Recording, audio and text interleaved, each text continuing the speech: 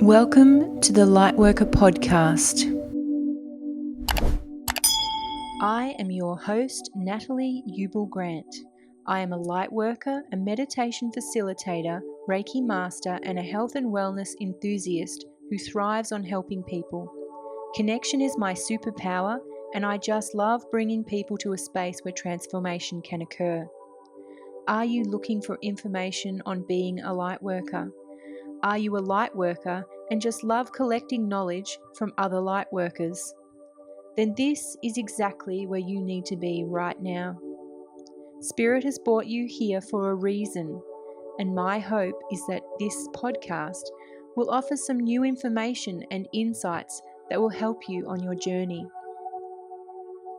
I am here to help you connect and grow on your true path as a lightworker. Today we learn all about Priestess frequency from Kristy O'Neill, the Priestess of the Mystics. Okay, let's see where it goes. Welcome to the podcast, Kristy. Thanks, Nat. Honoured to be here. Excited to finally make it. Good, is it? It's great. So I don't know how you want to sit. I can't I don't know. just sit like this for like this. I wore shorts. I probably didn't think about it. But anyway, here we are. Here we are. Here we are. So this is Kristy from Magical Realms. Yes, thank you. The Priestess is in the house. Priestess is in the house. And I thought it would be wonderful actually to have you along to explain or talk about all things priestesses. Fun. Yeah, I love that. Because it is a mystery to me that part of this community, but it is something that comes up a lot in my Reiki attunements with people, particularly in the last 5 years, not so much before that. Okay. So the thing that I notice when I'm doing the attunements for people is that source energy will actually say to me, this is another priestess.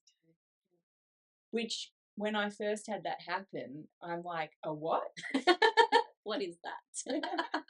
Yes. I'm attuning them to Reiki. You know, am I doing something wrong? You know? Yeah. And what I started noticing was that you guys all have really similar traits. Okay, that's fascinating. Which I find really fascinating. Yeah. And so I'm just really interested in when you have that calling as a priestess, what is that like in the beginning? Because, you know, I often meet people at the very start of their journey. Yeah. And I'm getting a weird download saying that they're a priestess, and they themselves don't even really know their wheelhouse yet either, because I'm right at the start of a lot of people's journeys. So what is it like when you're discovering that you have this connection to this priestess frequency? Let's call it that. Okay, yeah. Let's call it that. Because that's exactly what it feels like. It's frequency. It feels like a frequency, and it feels like, it's almost like you guys have this family connection even though you're not blood family as such. Yeah, it's why we call each other sisters, and it's all a bit like weird, and it's like, what does that all mean? Well, and it's funny because the weird is the new cool in our world. Yes. Yeah. So, but yeah, I'm totally intrigued, and I love what you do. So, yeah, let's share it. Love to share that. Hear this. I was like, I didn't know where this was going to go today, so I'm just left it be and said to source, you know, let's just go with it. So, okay, so I think right at the beginning of the journey, it's hard because you get so many. For me, and I think for most people, Reiki is that initial initiation, right, where everything opens up. And so for days and days, you're getting the downloads and you're like, whoa, what is all of this? What does this mean? And the priestess came through at that time as well, but I didn't understand what that meant. Yeah. So you like park it. And allow all the other things that made sense in my mind, that my mind could really make sense of, to come through. So, you know, all the, you know, where my husband fits into my world, what I need to do for my child, like all those sorts of things, and where I was heading. And so all those downloads made sense to my brain, whereas the priestess hadn't heard of it, didn't know what it meant. And I got lots of visions around that. And when I was ready to tap into it more and say, okay, so, all right, what is this feeling I have? What does that mean? And mind you, I had scoured the internet and not really found anything that was in alignment with what I was seeing and feeling, because there's a lot of interesting ones out there, right? And I mean, everyone's on their individual path. So no, for me, no one's doing anything they, shouldn't be doing, because we're all here to have an experience. Absolutely. But it is funny, like when you are kind of, because I mean, you've been doing Reiki a long time now, and so it's been this sort of spiritual stuff has been part of you for a while. And like I said, for me, it's only really 2020 that this priestess energy started to rise. Like, I'd never heard of it either. I mean, you could Google it, no one knew anything about it. So did it feel in alignment what you could find? Yeah. With the frequency of what you were holding and what I was seeing. Yeah. Did it match? And I was like, okay, so it's not that. And it's like, I need to learn this from someone, because I'm seeing things that I don't understand. Yeah. And so visions obviously are of past experience that I've had in alternative lifetimes. But the frequency was now. Yeah. And so trying to match that up, because we can all see we've had different lifetimes, but we don't necessarily hold the frequency this lifetime of that. Yeah. I have the belief system in myself that we can pull from those lifetimes and insert them into this lifetime, those gifts, those visions, whatever it could be, that frequency.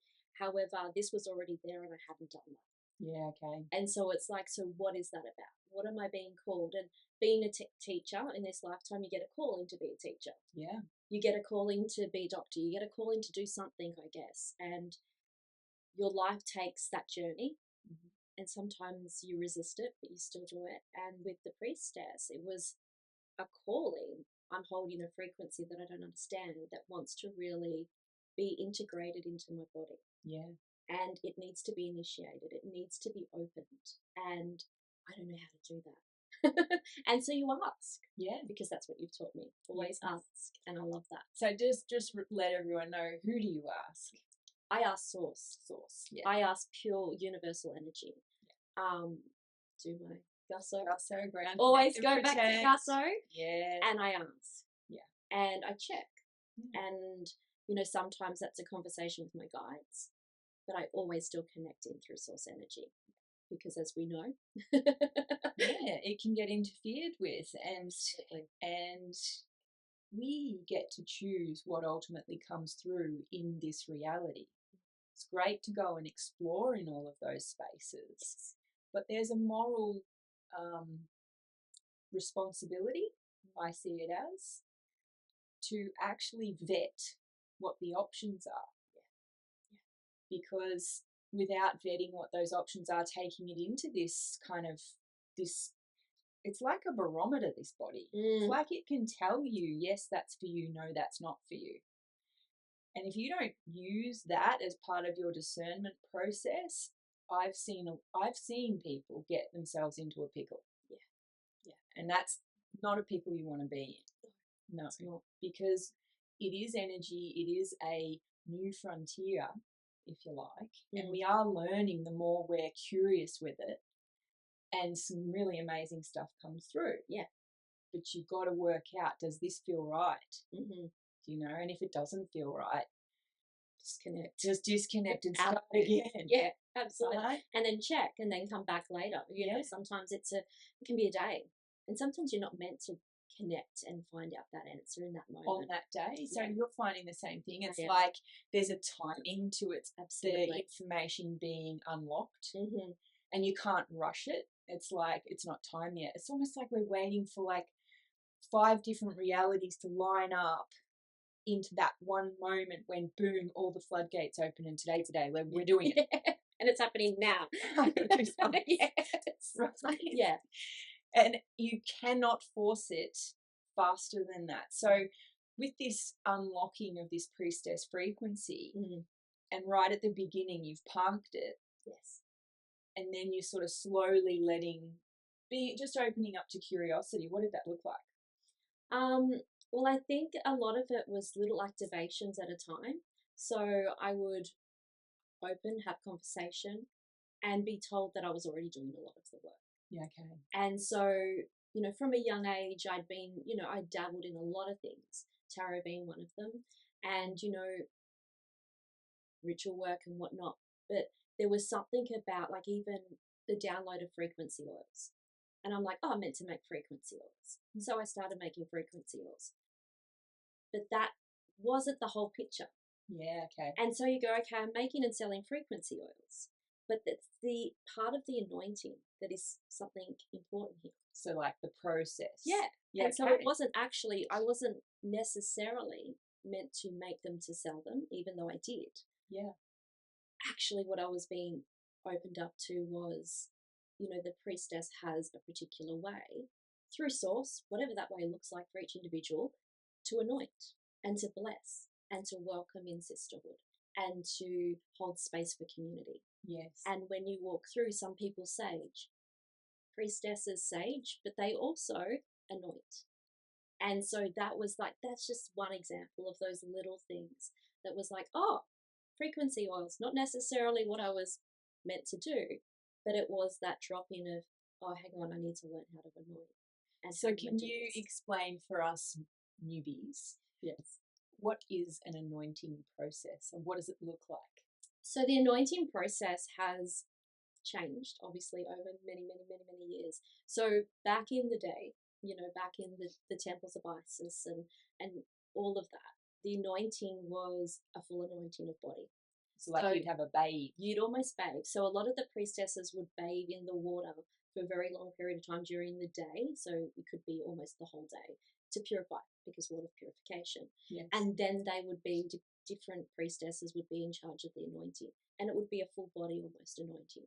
They'd have the oils and they would be anointing and blessing, a purification almost. Yeah. And so now it's kind of evolved that it's, you know, almost chakra points where you are blessing and welcoming the frequency and purifying source energy through. Yeah. And welcoming that in.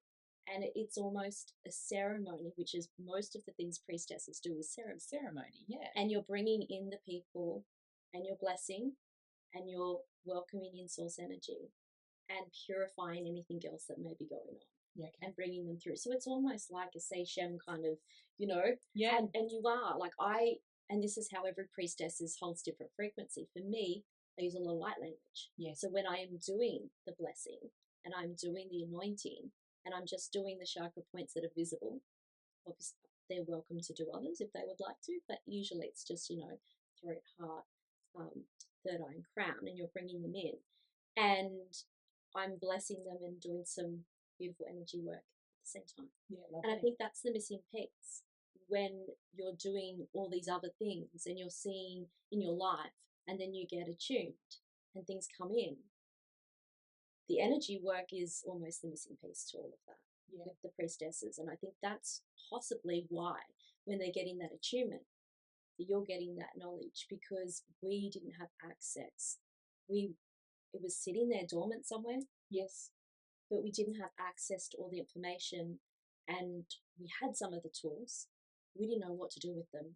And then combining the Reiki or Seishem or multidimensional energy with those ceremonies, yeah, creates the magic. Yeah. Does that make sense? It does. Okay. Yeah. Well, I mean, I understand that whole ritualistic process and how it does unlock things within us because we do a Reiki attunement. Yes. So it sounds similar. Very similar.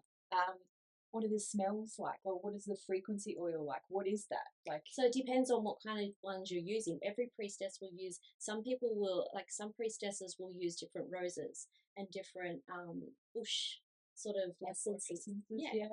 And some people, like I use a lot of essential oils. So I use like my frankincense and my sandalwood if I'm trying to activate and create a higher frequency. Because for me, they're the ones that resonate with me. And so I have in there, I have essential oils, I have crystals, you know, I have herbs. And creating that up. A lot of, when I did the priestess retreat that I came back from, we were incorporating a lot of flowers. Okay, beautiful. And different waters from different areas. So bringing in water from different creeks and different, you know, areas. What has memory. Yeah. Yeah, amazing. So having that in a container to share amongst a group of people. Yeah. Purifies and activates. Yeah. It's different, right? It is. Yeah. Yeah. And I love it. Obviously. Obviously. That's the thing. Like when we follow that passion, like that urge within us that this is actually a path I need to know more about, I need to express through, I need to explore. Yeah. And you learn on the job. That's been the hard bit though. Yeah, okay. Because sometimes you want to know all the answers, because particularly with a priestess, you are supporting others usually. Yes. That is the path. And so you want to make sure you have all the information. Well, I do. I like to have all the information so that when someone comes to me, I'm doing the right thing, you know? Yeah. And so I have that.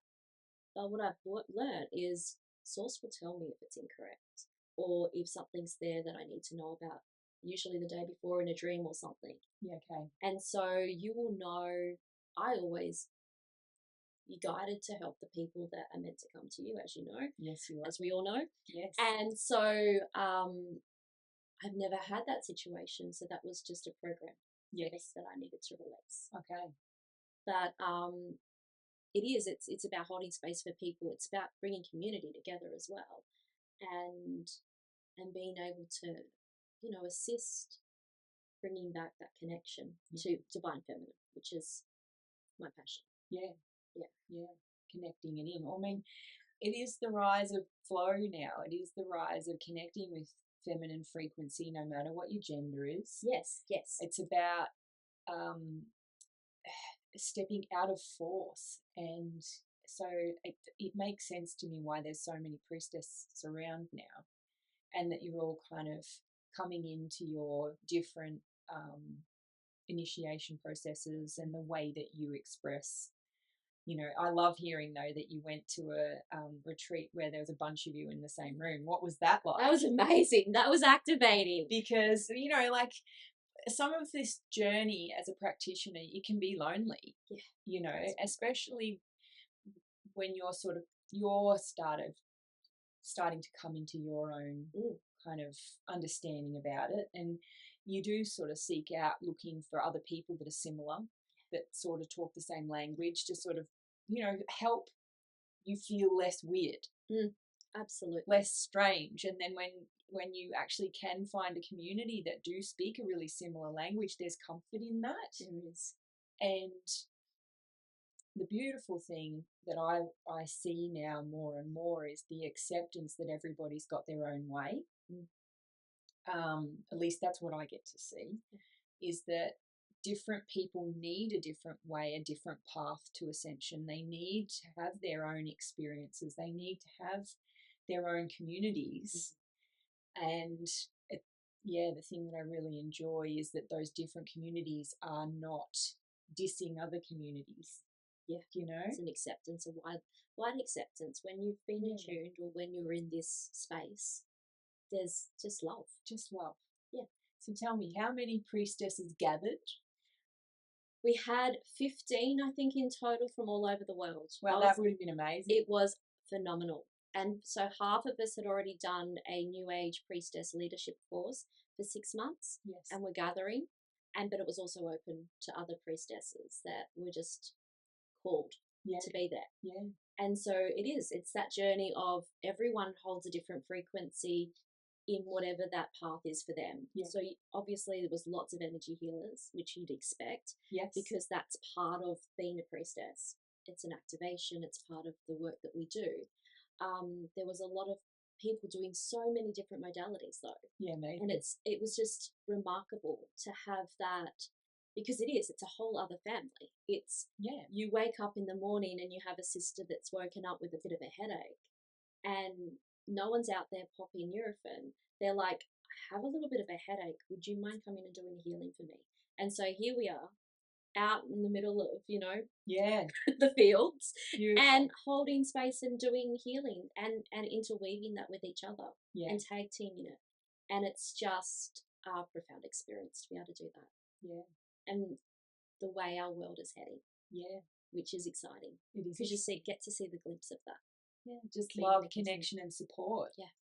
Yeah. And then watching people's bodies change because they're given space to feel and heal.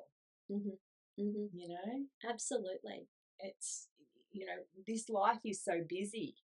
a lot of the time that we don't actually stop. We don't. We don't take the time to just feel the headache or Yeah. feel what's going on in our body. We're always trying to get rid of stuff. Mm-hmm. So that would have been beautiful to be able to be amongst a group of people that are at least willing to hold that when you might have had a big shift and then you've got a symptom coming through, and then just holding that to support it for them. Oh, it was just beautiful.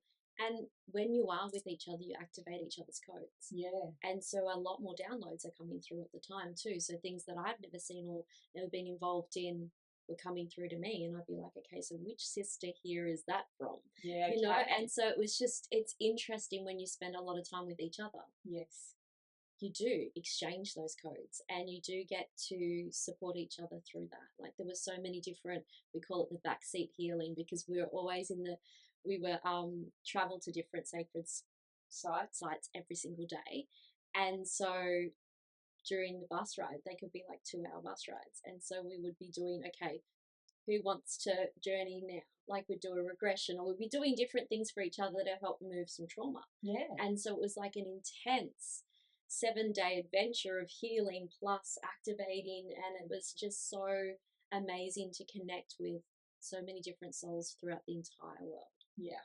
It was just remarkable. And to see that we're all doing the same work. Yeah. Whether we're a priestess, whether we're, a Reiki teacher, whatever, we're all doing the same work. Yeah. We're all lifting the frequency and supporting each other. And all through love and through source energy. And so there's no competition. And I love that. Yeah. Because that's something that sometimes weaves in and out of our community. But I've noticed that there's so many more of us now stepping in going, how can I support you? Yeah. And that's priestess energy as well. How can I hold space for you? How can I support you? Well, that's Reiki energy. And that's exactly right. And that's why it's interchangeable. Exactly. It's just beautiful that there's more and more people that are willing to take the journey to the heart, trust in that connection to the heart, and to be curious about what shows up in your reality when you do that, And you have to be curious. You have to be curious. You have to be open. Yeah. Because you get so many different pieces of the puzzle. And that's the thing. It's about putting it all together as a puzzle and trying to work out, well, okay, why do I need that information? Why is that important? And you can ask, and sometimes, as we know, we don't get told. No, we don't. Or it's like, oh, well, I've asked, I've just got to let it go now. Yeah. And see what falls back. It could be a week from now. It might be 3 years from now. And it always comes eventually. It does and you go, oh, that's what that meant, Yeah. It's definitely an unlocking. I like that terminology people are using at the moment, that it's we are remembering. We're remembering that we have done this lots of times. We are remembering that there are lots of different versions of reality simultaneously. And we're seeing more and more proof and evidence of that the more we get curious with this world and listen to other people's stories and listen to their life experiences and see what happens in our own body when we are willing to hear it. So you said that you've been connected with tarot and sort of spirituality most of your life. Yes. And you're a school teacher. Yes. And I know that now you do tarot readings for people. So what got you into like doing spiritual practitioner kind of work in a more full-time way? What was the catalyst? That was the Reiki.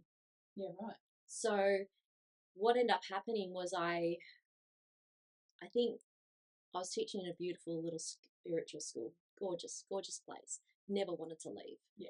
That was, as you know, that was my trick. My heart. I didn't want to leave, but I knew I had to. And so I had been teaching, luckily, teaching beautiful children where I could teach about chakras. I could teach about frequency. We were doing yoga and meditation every day, and it was expected at the school to do that. And so I'd found my passion, which I love teaching. I love being at the front of the room and teaching children how to read and write, and I just that's a passion. And so weaving in and out. Like I even taught at Cath Ed for a little while, and that was an interesting shift for me too, being the hippie of the group, you know, and bringing meditation in, something that was really important to me. And you know, hats off to them. It was like, oh yeah, let's make that a school thing. Let's all stop at a particular time. And it was, you know, it was a chant to Mary and different divine entities, whatever. Well, it's nice that there's even that opportunity, you know, just to pause. And that's what was beautiful during the day. Our amazing campus leader was just like, let's actually, the bells will go at some time during this session, and we will all stop and we will pause, and there would generally be something that we have to say, and you know, for the week it would be one particular prayer or whatever. And it was interesting how I was really comfortable in that setting and also uncomfortable because I knew I wanted to have more freedom with who I could work with, I guess. And so I'd gone through the school systems and whatnot, but then when I reached this amazing little school that I applied to when I first graduated, never heard back from them. So it wasn't meant to be. No. And then being in this space was like, okay, this is my journey. I've got these amazing souls that I can teach meditation. We got to do dragon meditations, and it was just amazing. I loved it.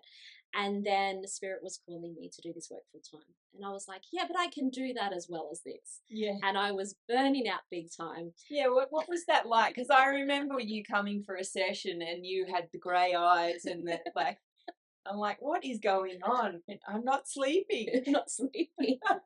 Because I'm getting all these clients, which were amazing, and I love them and I want to support them. But then I had these amazing children too that I loved and supported. And I just you were walking in two worlds. I was a foot in each. Yeah. And I'm being called to do more of my spiritual work. And whilst I was still doing that in education, there's still the red tape. Yeah. And it's still a matrix. It's still an organization, and there's still regulations and all the rest. And so I had too many clients, I guess. And when we start to go, I have too much of something, the abundance starts to freeze, and you don't want to be in that frequency. So for me, it was like, okay, in a couple of years, I will do this. And then I was injured at work, and I was on complete bed rest and I could do nothing. Wow. And my whole world stopped. And that's where I had to then go, okay, I need healing. And so I tried a whole heap of different places, and I went, no, I actually need to heal myself. Yeah. Hence Reiki. Yeah. Came in here, had this, and then went back to work and went, everything's good now. I'm going to be fine. I'm going to heal myself and we'll be good. And Spirit's like, you are not listening. And it got to the point where I couldn't manage both anymore. Yeah. And so I had to step away from my teaching because I couldn't do that full time anymore because of my injury. Yeah. And so it was like, okay, so I can't teach full time, but I've got a full time client base. Okay, this is what I'm meant to do. Jump and take the leap. Yeah.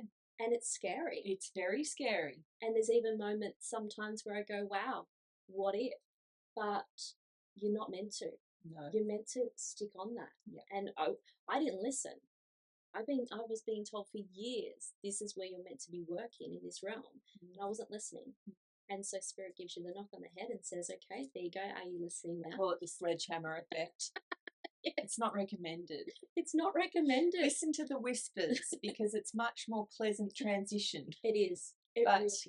you know, it's fear that holds us back. Oh, right? absolutely. It's fear. It's fear of the unknown. It's fear of all the million consequences that the mind will offer you, you know, and it does require a lot of the time that trust in yourself and that faith that the universe has you. Yeah. And also, I know one of my mantras for myself is make peace with my worst case scenario. I like that. Because if I'm cool with the worst case scenario, then anything else is like cream on top. Yeah. You know? So true. And in my experience, I'm less likely to have my worst case scenario come for me because the lesson's already been had. Yes. You know? Yeah. So, and I recall similar when I was stepping into doing Light of Wellness full time. You know, I had to say goodbye to all of my beauty therapy clients And that was scary because that's like the bread and butter. That was, you know, paying my bills and doing, you know, it's recurring. It's safe. It's safe. And Spirit's like, you just need to just jump. Yeah. And because I couldn't do both either. And I know a lot of people try and get into doing this sort of work for their work. And because you have to be in a particular kind of frequency, if you are coming into this work from that perspective of relying on the income, it usually turns off. Yeah. It's like the taps all stop. Yeah. Do you know? Yeah. But if you can come at this industry from that perspective of your love for service, your love for yourself, your love for sharing like what you've learned and what has helped you, without any expectation for somebody else to take on your way at all. Yeah. It's just a perspective. I feel like that frequency is definitely more helpful. Absolutely.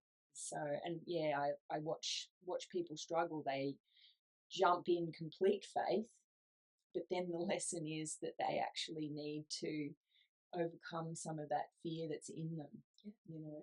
Because the frequency drops. The frequency freezes. I heard you say the word. Yeah. Yeah, it's a really good word. Yeah. It does. It does freeze. It does. It's like that loop of the hose. We hold on to it too tight and everything stops. The water stops. Kinks it, yeah. Kinks it. And so you need that flow. You need flow. And that's what we're learning at the moment, isn't it?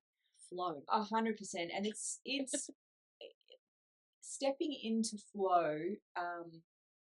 You're going to have days where you actually need to be in force. Yes. And then you've got other days where you need to just step back and let that go. You know, so it's figuring out in that moment, where am I right now? That's why I always default to source energy. What am I doing today, universe? It's like, oh, this is what I'm doing. Okay. Well, I'm going to need this as well. If this is what I'm doing today, I'm going to need some of this just to sort of make up for what I'm not doing here. And because you ask. Yes. It comes. You need to ask, right? We need to ask, because when we say this is what I need, I'm on my 3D realm here. Yeah. We need things here, unfortunately. We do. You know, we're not up there in bliss state. We're here.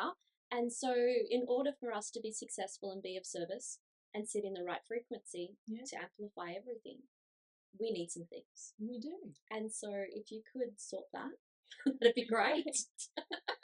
And then I will continue to do what you need me to do. Yeah, exactly. So you spend a lot of time with clients online. Yes. Is where you do most of your priestess energy work. Yeah. So what do you offer people? What does a priestess offer? Very similar probably to what you offer. Yeah, okay. But it's I work a lot with divine feminine energy and the way of goddesses. So I do a lot around that. I guess what I'm offering, it's funny because I was thinking about it on the way over here, thinking, I don't know what we're diving into today. And I was like, oh, what have we I don't prep anyone. I just see what we're just here. And I guess I was like, oh, it's interesting because I'm not a medium and I'm a tarot reader. Yeah. And they're very different things. And so one of the things I offer when I'm doing my tarot reading, which I offer online, is it's almost like a coaching session. So it's very similar to what you're doing, but we're utilizing cards to create that journey and for me to get the intel that I need to be able to do that. So I'm doing distance healings. I'm doing Akashic Records work. I'm doing a lot of tarot readings, a lot of Shem work. That's really quite popular. And just to rebalance via distance, really. Aura cleanses, you know, recalibration, going back through and checking on contract work and removing binds and ties and the things that I guess my clients are in the frequency of, I'm not ready to step into that world and do it myself. Yeah. And so it's interesting because we slowly move them to that. Yeah, and that's my job. My job is to allow them to explore the mystics. We go into that, we do the beautiful work together, and then holding their hands via maybe some tarot readings, via maybe some coaching, mentoring, whatever it is. I'm holding their hands to get them to step into that. Okay, so now it's your job to actually protect your energy. Yeah. So here's my program. It's $47. Go for it. Off you go. It's going to teach you all about herbs and crystals and things as well, but it's going to teach you about gusso. It's going to teach you about protecting your energy and shielding your energy and starting to recognize that, oh, okay, hang on, something doesn't feel right. I need to check in. Yeah. Because when they come to me initially, most of my clients are, please fix me. Yeah. And so I'm in a different world, I guess, to you. Most of your beautiful clients are here because they're ready to take ownership. Yeah. Whereas my clients are at that brink of, hang on a second, I know there's something more and I want someone to guide me to explore that, but I'm not quite ready to put my foot in yet. Yeah, dip the toe in. Yeah. So that's basically my clients. That's where I'm at. I mean, obviously I work with lots of different people, and some people I've been working with for many years. And so I am doing abundance growth courses and mentorship and things like that with them. Mm. But most of my one-to-ones is that initial, I need a healing. Yeah. I need this, I need that. And being open to, okay, so now that I've done this, let me tell you what I saw and what I've seen for the last 3 sessions. So my recommendation would be, you need to sort that. Yeah. Cut some of these people out or distance yourself or whatever it is. Yeah. Amazing. Yeah. So it's great fun. Yeah. I love what I do. I see a lot of people. I have a lot of different people coming through my doors quite often, and they're all over the world. So time zone is interesting. As when I come to see you initially. How do you go with the time zone thing? Because I understand that a lot of your clients are from America and UK and Germany. Yeah. And so it is. I'm blessed that the way I've set myself up is that I have a good enough reputation now that they know that I'm going to do the work. I don't need to be on the Zoom with them. Yeah, okay. They know that, okay, when Kristy says, I'm going to book my session and it's going to be done today at some point. Yeah, it gets done. And I get it done and I send the evidence and the report to them and they're done. Yeah. And so I've built that relationship that I can do that. Yeah. And if I had to sit down and do everyone on Zoom, wow, I just wouldn't get through my day. Yeah. Because we are one of my particular clients that I see most days. She is an amazing soul, but she is in Dallas. And so she's going to sleep when just probably my 11 a.m. Yeah. So I have early mornings with her if I need to. Yes. And then, yeah, she's asleep. She's asleep. Yeah. And then when she is having, her meetings and whatnot during the day and she needs support, well, I'm asleep. Yeah. And so it's like usually I get the 3 a.m. text, which I have turned off now, until I wake up saying, I need a session. Yeah. I need to work through this. I'm like, okay, great, let's do it. Amazing. Yeah. So, technology is such an amazing tool. Yeah. Honestly, it has brought us all so much closer together.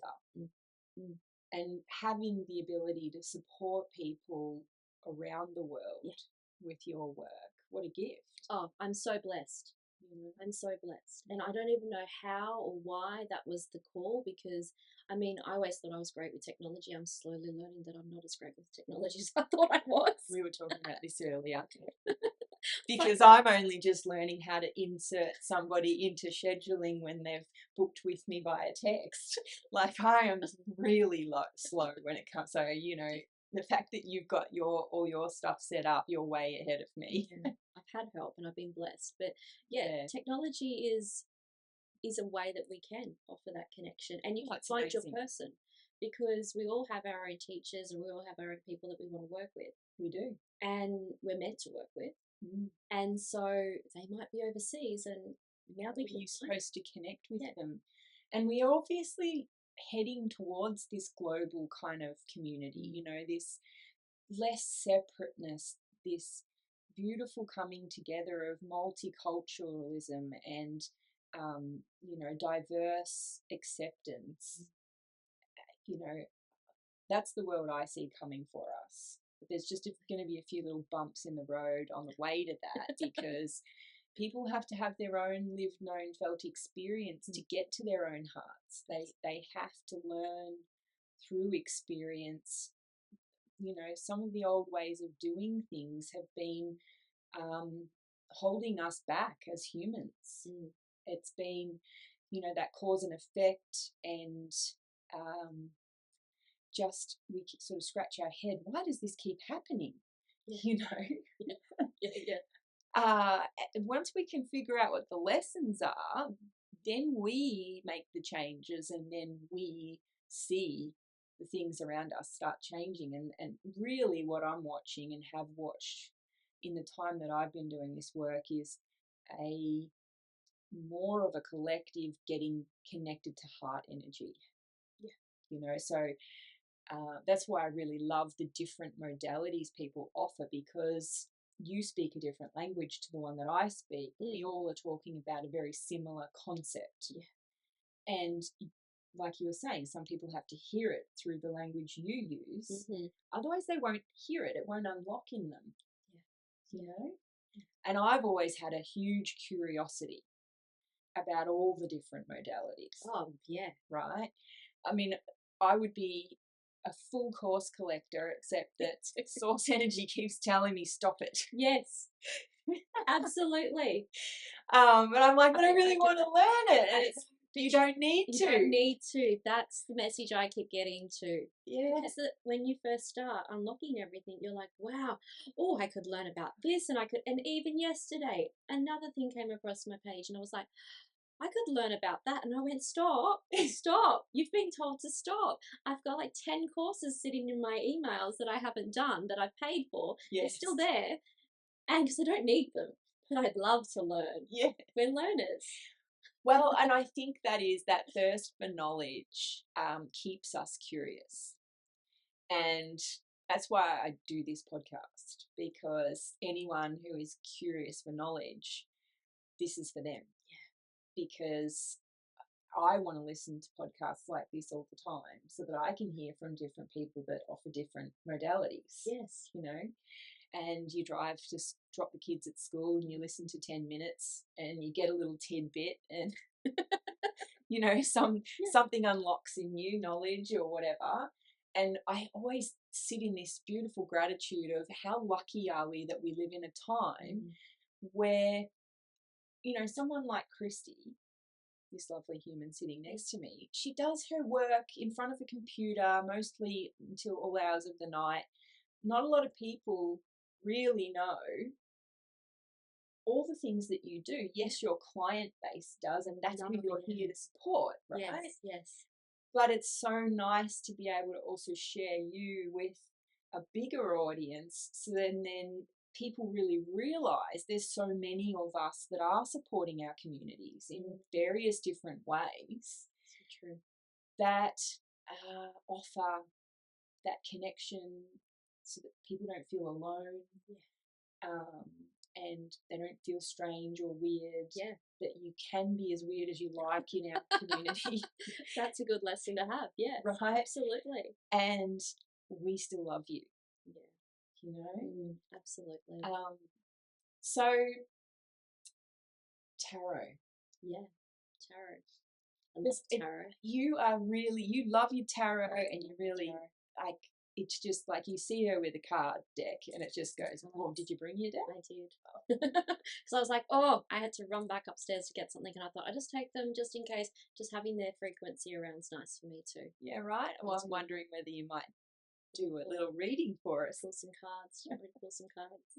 Might be fun. But before we do that, tell us what got you into it. Like, you know, because like you said, right from a young age. So when did the curiosity spark, and who was it? So one of my beautiful friends, I don't know how many times I've told this story, probably not very many.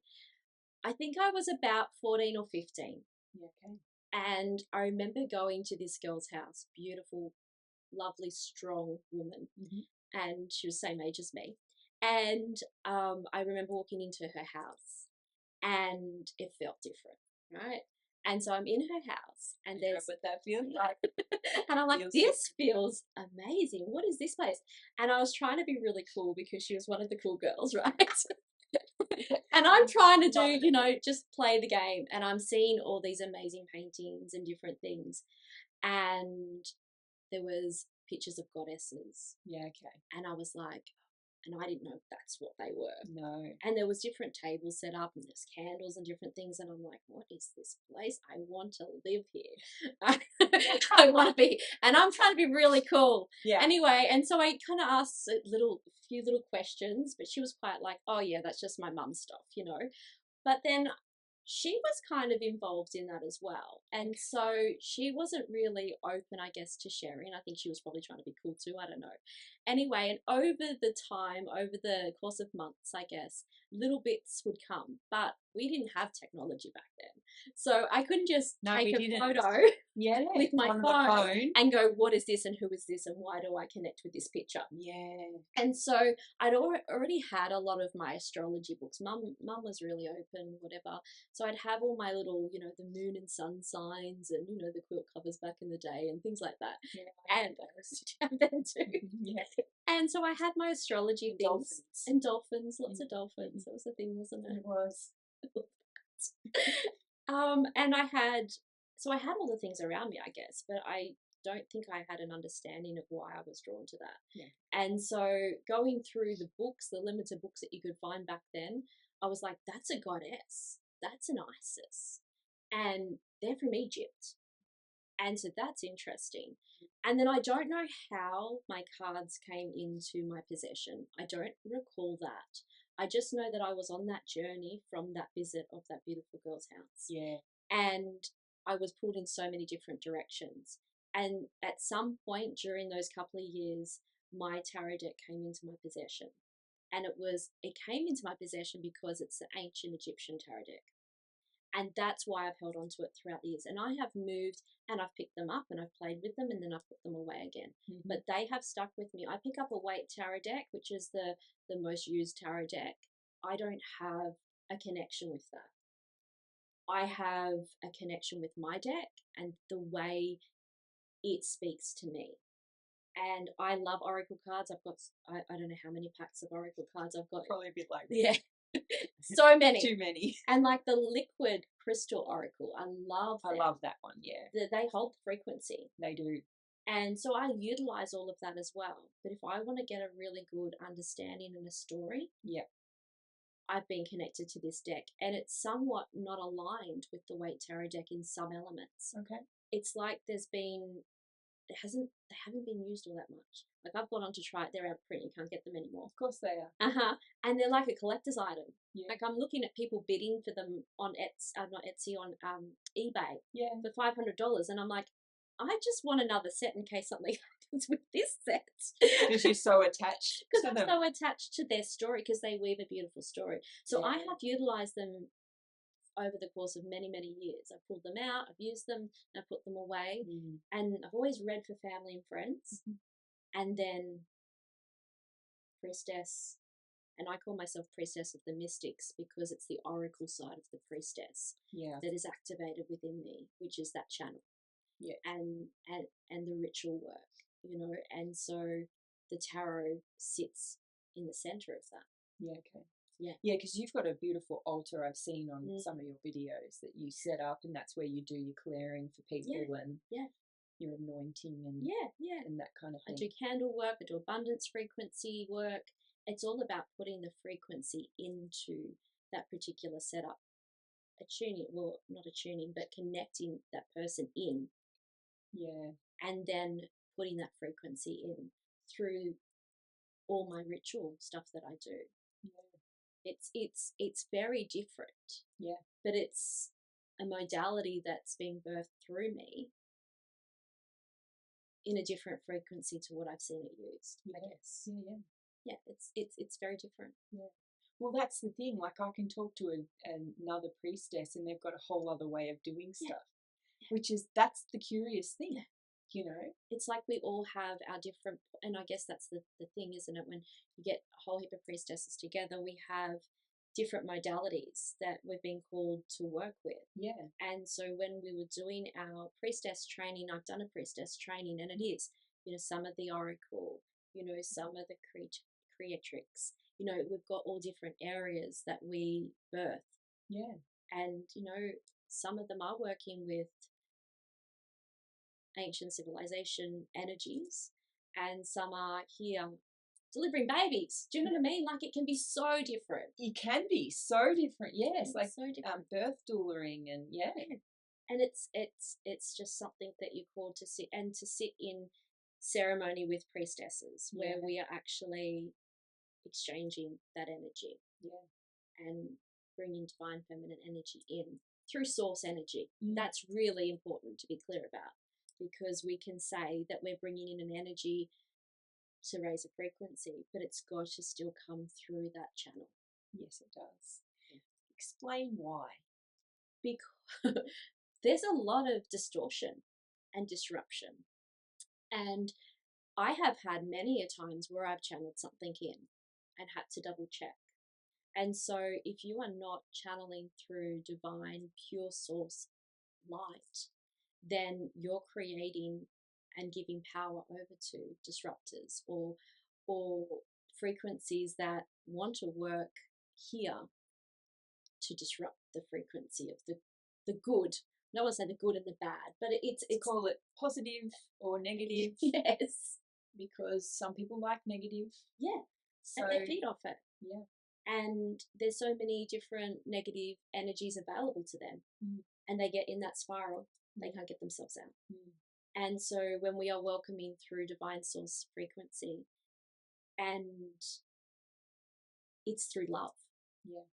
And that is the purpose of us being here, is to love and have fun and sit in joy frequency, sit in a high frequency. And yeah, it's, if you are channeling straight through, even who I work with goddesses, and so I will not just channel second. I won't just go straight in and go, oh, I'm going to channel that, or I'm going to channel Archangel Michael. I'm bringing source energy in first and foremost, and then I will connect through that way.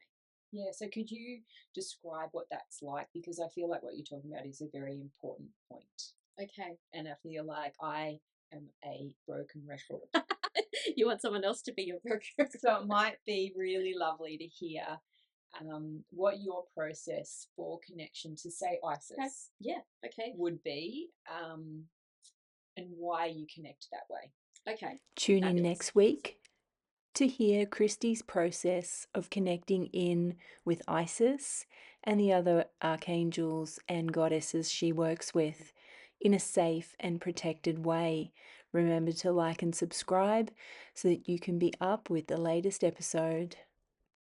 At the end of the episode, Kristy will be doing a tarot reading for us. So receive your message. We'll see you then.